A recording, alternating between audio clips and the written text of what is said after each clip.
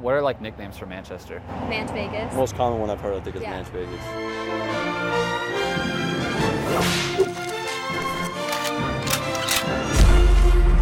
So political journalism is afflicted with cliches, and one of the most egregious is calling people from New Hampshire flinty. I just Googled flinty and New Hampshire and came up with almost 200,000 results. Flinty, do you know what that means? No. Flinty. It'd probably take me a long time to figure it out. Flinty, flinty. Flinty.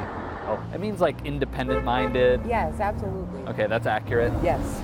Manchester's the biggest city in New Hampshire. It used to be a big mill town, but over the years some high-tech companies have moved here to take advantage of friendly tax rates, but it's still retained a real blue-collar character. It has a more working-class feel.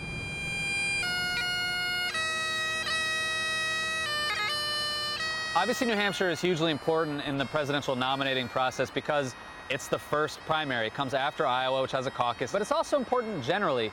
It's a swing state. Well, in Iowa, they pick corn, and in New Hampshire, we pick presidents. Oh, no. Any political dork coming to Manchester needs to come to the Institute of Politics at St. Anselm College here right outside of Manchester. Neil Levesque, who runs the place, is a walking historian. This is where John F. Kennedy spoke from on Election Day 1960. So we collect a lot of memorabilia. I call it my Jerry Garcia series. It's very much like a dead poster. What are New Hampshire voters really like?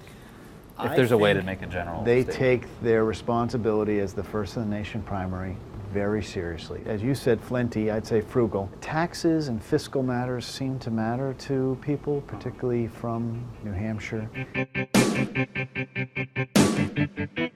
So after a long day in New Hampshire, it's usually pretty cold. So Strange Brew right here is a great place to meet someone and grab a beer and talk about politics late night. Just because you have the most money doesn't mean you win. You're a Republican, you're a Democrat. If you come here to campaign, what do voters want to hear? I think that they reward sort of authenticity. Yeah, there we go. It's exactly what I was going to use. I think most of our generation, a lot of our generation, stay away from politics because they see it as corrupt. I think the Republican Party is doing a lot of things in the wrong way. Well, tell me more. What are they doing wrong? We're losing on fundraising, right? Nationally, we're way behind on fundraising. We're alienating our base. All across the country, you're seeing rivalries, I think what we're saying is no different than what the, 86% of the public who didn't vote in the primary this past are thinking.